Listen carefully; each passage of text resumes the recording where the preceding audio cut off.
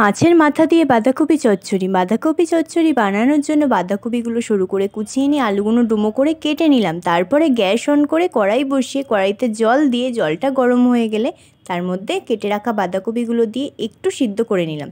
সিদ্ধ করে একটা পাত্রে নামিয়ে নিয়ে আবারও গ্যাস অন করে কড়াই বসিয়ে কড়াইতে তেল দিয়ে তেলটা গরম হয়ে গেলে তার মধ্যে কেটে রাখা আলুগুলো দিয়ে একটু লালচে করে ভেজে নিয়ে তার মধ্যেই 5 ফোড়ন, চেরা কাঁচা লঙ্কা, পেঁয়াজ কুচি দিয়ে আবারও একটু ভাজা ভাজা করে নিয়ে তার মধ্যে আদা বাটা, রসুন বাটা, টমেটো কুচি, পরিমাণ মতো লবণ, হলুদ গুঁড়ো দিয়ে একটু নেড়ে চেড়ে দিয়ে দিলাম আগের থেকেই ভেজে রাখা মাছের মাথা, সামান্য চিনি, জিরের গুঁড়ো আর সিদ্ধ করে রাখা বাঁধাকপি।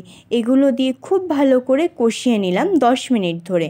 কষিয়ে নেওয়ার পরে পরিমাণ মতো জল দিয়ে দিলাম। জলটা ফুটে উঠে শুকনো হয়ে আসলে ধনেপাতা কুচি ছড়িয়ে নামিয়ে নিলেই রেডি আজকের মাছের মাথা দিয়ে বাঁধাকপি আলু চচ্চড়ি।